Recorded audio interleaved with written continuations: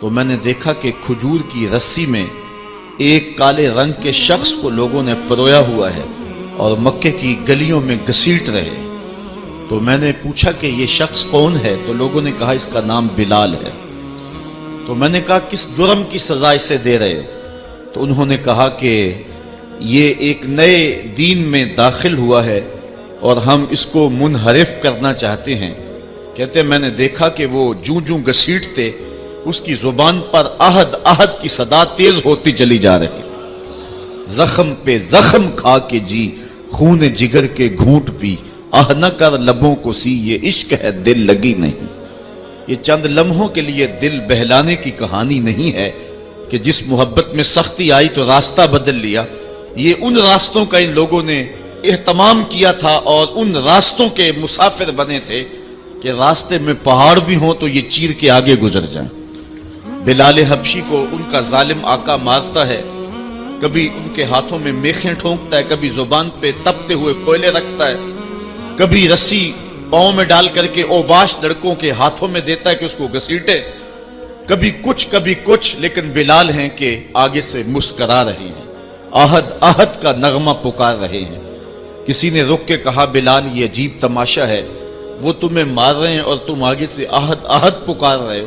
تو حضرت بلال بولے تم جاؤ نا بازار میں مٹی کا پیالہ خریدنے کے لیے تو اس کو بھی ٹھونک ٹھونک کے دیکھتے ہو، اس کی آواز تو ٹھیک ہے، کہیں کچا تو نہیں ہے۔ کہا تم تو مٹی کا پیالہ بھی خریدو تو ٹھونک بجا کے دیکھو، یہ کہیں کچا تو نہیں ہے، اس کی آواز تو ٹھیک ہے۔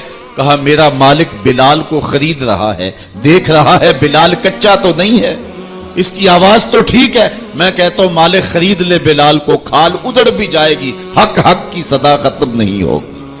محبت کی یہ البیلی اور انوکھی داستانیں اہل ایمان رقم کی ہیں۔ اگر اس عنوان سے بات کی جائے تو یہ تاریخ کا ایک ایسا باب ہے۔ حضرت سمیہ رضی اللہ تعالی عنہ اسلام کی پہلی شہیدہ، جن کو مکے کے چوک میں ابو جہل نے جو ہے وہ نیزہ مار کر کے شہید کیا۔ راہ خدا میں بہنے والا یہ خون تاریخ اسلام نے محفوظ کر لیا، ایک عورت کا خون تھا۔ اور پھر حضرت عمار ابن یاسر کے والد حضرت یاسر کو بھی شہید کیا گیا، دونوں ماں باپ شہید ہو گئے اور بیٹا پھر بھی ڈٹا ہوا ہے۔ کافروں نے حضرت عمار ابن یاسر کو پکڑ کے تپتی ہوئی آگ میں ڈال دیا اور انہوں نے رخ کیا حضور کے کاشانہ انور کی طرف اور آنکھوں میں آنسو امڑ آئے تو کافر سمجھے شاید جلتی ہوئی آگ کے شعلوں سے اور بھڑکتے ہوئے کوئلوں سے ڈر گیا ہے۔ کہا عمار گھبرا گئے ہو، تمہیں ان تپتے ہوئے کولوں سے باہر نکال لیا جائے؟ تو یہ حضرت عمار مسکرا کے کہنے لگے میں ان تپتے ہوئے کولوں سے نہیں ڈرا، میں تو راہیں تک رہا ہوں، جس محبوب کے لیے دکھ سہ رہا ہوں کبھی وہ جلوہ فراز بھی تو ہو جائے نا۔ اچھا ادھر غلام تڑپا، ادھر آقا تشریف لے آئے۔ حضرت عمار ابن یاسر کے سر پہ ہاتھ رکھ کے حضور نے کہا یا نارو کونی بردم و سلامن علی عمار ابن یاسر کما کنت علی ابراہیم، اے آگ جس طرح ابراہیم پہ ٹھنڈی ہوئی تھی آج میرے عمار ابن یاسر پہ بھی ٹھنڈی ہو جائے۔ تو محبتوں کی یہ داستانیں بڑی دل آویز ہیں۔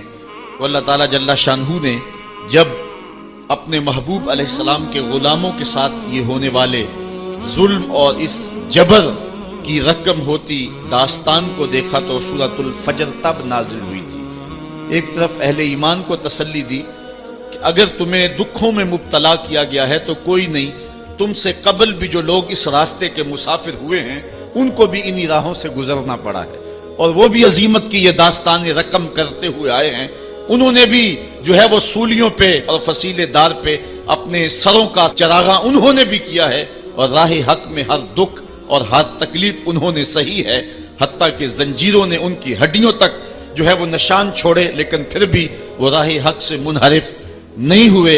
ایک تو ان کو تسلی تھی اور دوسری طرف قریش کو یہ بتلانا مقصود تھا کہ تم سے قبل بھی بڑے سرکش، بڑے نمرود، حامان، شداد اور بڑے ظالم اور جابر ہوئے ہیں، لیکن آج تم دیکھو کہ ان کا نشان بھی باقی نہیں رہا۔ اگر نشان باقی رہا ہے تو حق کا نشان ہی باقی رہا ہے۔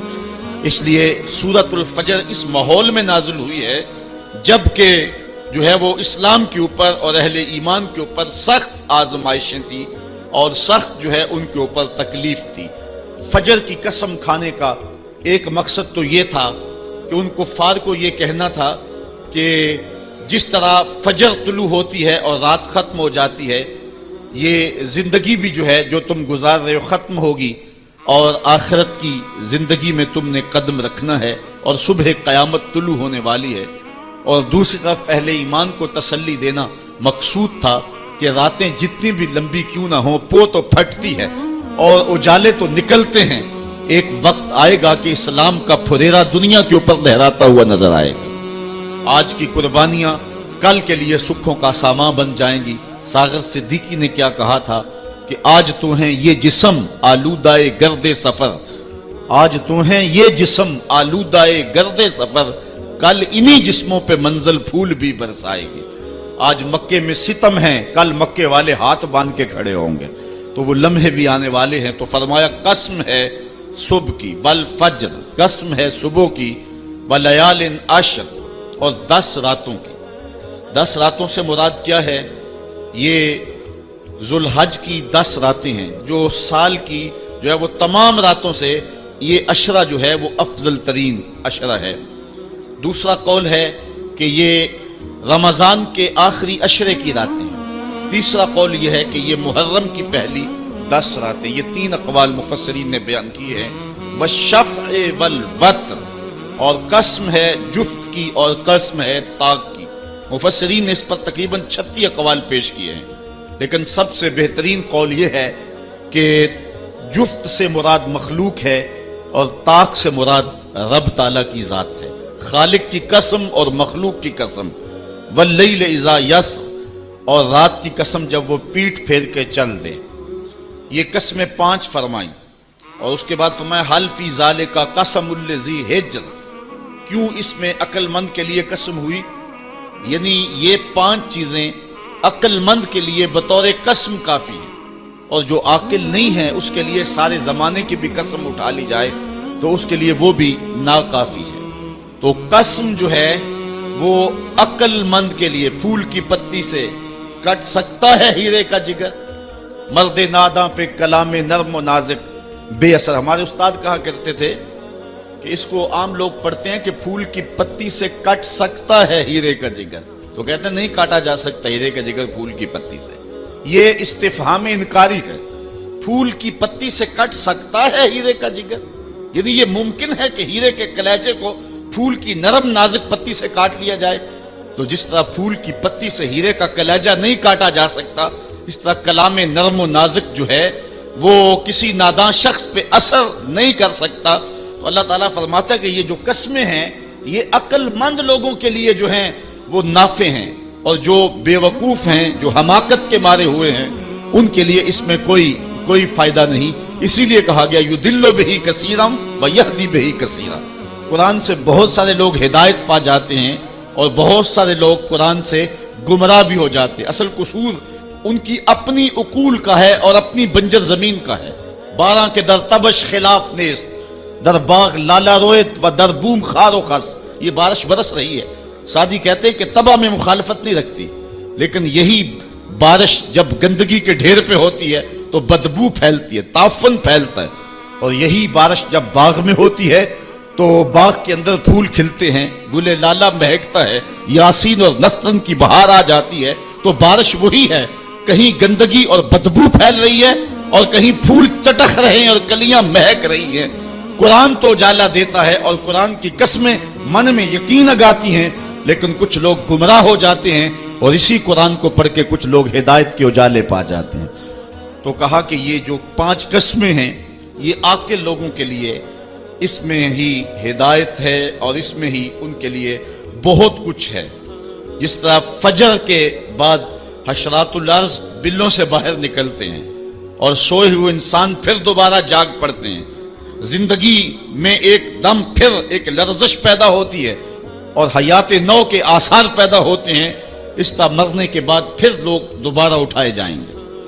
کافر کہتے تھے کہ ہم یہ بات نہیں تسلیم کرتے کہ بندہ مرنے کے بعد اٹھایا جائے گا۔ سورہ یاسین اٹھائیے، وہ کہتے ہیں کہ جب ہماری ہڈیاں ہو جائیں گی اور ہڈیاں زمین کے اندر گل سڑ کے مل جائیں گی تو پھر ان مردہ ہڈیوں کو کون اٹھائے گا؟ یہ نضر بن حارث نامی ایک شخص تھا جو قبرستان سے کوئی بوسیدہ ہڈی اٹھا لایا اور حضور کے سامنے اس ہڈی کو توڑتا ہے اور اس کے ذرے زمین پہ گرتے ہیں، کہتا ہے کہ ان ہڈیوں کو اٹھایا جائے گا جبکہ یہ بالکل جو ہے وہ ریزہ ریزہ ہو گئی۔ اللہ تعالیٰ قرآن مجید میں فرمایا کہ یہ کہتے ہیں کہ ان ہڈیوں کو کون دوبارہ زندہ کرے گا؟ تو اللہ تعالیٰ نے قرآن مجید کے اندر جو جواب دیا وہ بڑا خوبصورت ہے۔ یہ کہتے ہیں ان مردہ ہڈیوں کو کون دوبارہ زندگی دے گا؟ تو اللہ تعالیٰ نے جواب دیا کہ جب یہ ہڈیاں بھی نہیں تھی، جس رب نے اس وقت ہڈیوں کو بھی پیدا کر لیا تو ان کو جوڑنا اس کے لیے کون سا مشکل ہے؟ اللہ وہی رب جس نے ان ہڈیوں کو تخلیق کیا، نئے سرے سے ان کو پیدا کیا، تو اب ان کو جوڑ کر کے انسان کی شکل میں کھڑا کرنا اس کے لیے کوئی مشکل نہیں۔ روزانہ ہم موت کی آغوش میں چلے جاتے نیند کی صورت میں، لیکن پھر اٹھ کے زندگی کے اندر وہی توانائی، وہی حرارت اور وہی تیزی اور وہی جو ہے وہ نشاط پن، یہ حشر پہ دلیل ہے۔ تو کہا یہ قسمیں ہیں